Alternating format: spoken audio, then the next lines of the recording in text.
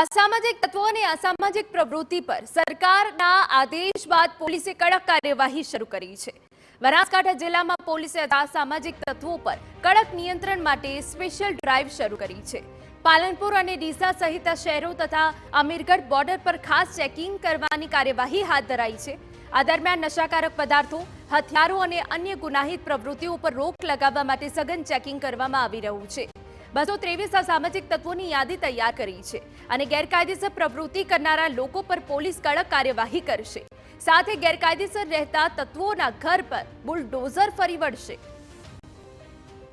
અસામાજિક તત્વો અને અસામાજિક પ્રવૃત્તિઓ પર સરકારના કડક આદેશ બાદ પોલીસે પણ કડક હાથે કામ લીધું છે। સંવેદનશીલ ગણાતી બોર્ડર ઉપર પોલીસનું ચેકિંગ છે, તો સંવેદનશીલ ગણાતી અમીરગઢ બોર્ડર પર અડધી રાત્રે જિલ્લા પોલીસ વડા સહિત LCB SOG Amirgadh police checking કરી રહી છે।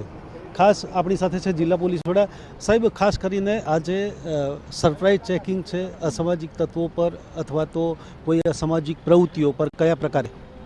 હું આપ લોકોને જણાવવા માંગીશ કે ડીજીપી શ્રીના આદેશ બાદ એવા અસામાજિક તત્વોની એક યાદી બનાવવામાં આવી છે, જેમાં આપણા બનાસકાંઠા જિલ્લાના એક દિવસની અંદર આપણે 223 જેટલા અસામાજિક લોકોની, ગુંડા લોકોની યાદી તૈયાર કરવામાં આવેલી છે।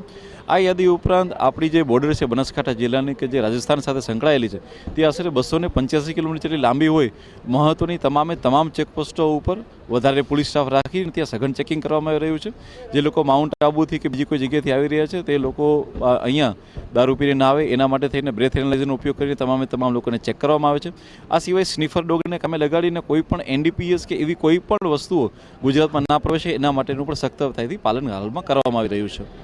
સાહેબ, ખાસ કરીને જિલ્લાના શહેરોમાં પણ અસામાજિક તત્વો પર પણ કાર્યવાહી થઈ રહી છે? જી બિલકુલ, તમામ તત્વો ઉપર અસામાજિક જે લોકો છે તેની પર કાર્યવાહી થઈ રહી છે। હાલમાં અમે લોકો એવો પણ ચેક કરાવી રહ્યા છીએ કે જે લોકોના આવા ઇલીગલ વીજ કનેક્શન હોય કે ઇલીગલ આ લોકોના બાંધકામ હોય તેના ઉપર કડી કાર્યવાહી થઈ રહી છે। હું આપના માધ્યમથી જણાવવા માંગીશ કે અમે લોકોએ બનાસકાંઠા પોલીસે છેલ્લા 2 મહિનામાં જ 2402 જેટલા કેસ કરીને 2500 લોકોને જેલ હવાલે કરેલા છે અને 7 કરોડથી વધારે દારૂનો કેસ કરેલા છે, જેથી કરીને જિલ્લામાં આવતી તમામ બોર્ડર ઉપર સખતાઈથી કાર્યવાહી થઈ રહી છે અને તમામ આવા બુટલેગરો ઉપર છેલ્લા ઘણા સમયથી ખૂબ જ કડકમાં કડક કાર્યવાહી હાલમાં ચાલુમાં છે। જોકે છેલ્લા ઘણા સમયથી કાર્યવાહી તો થતી જ હતી, પરંતુ આ સ્પેશિયલ ડ્રાઈવના ભાગ રૂપે હવે વધુ કડક કાર્યવાહી થઈ રહી છે। ત્યારે આવનારા સમયમાં પણ અસામાજિક તત્વો અને અસામાજિક પ્રવૃત્તિઓ પર કડક હાથે કામ લેવાશે। અતુલ ત્રિવેદી, TV9 બનાસકાંઠા।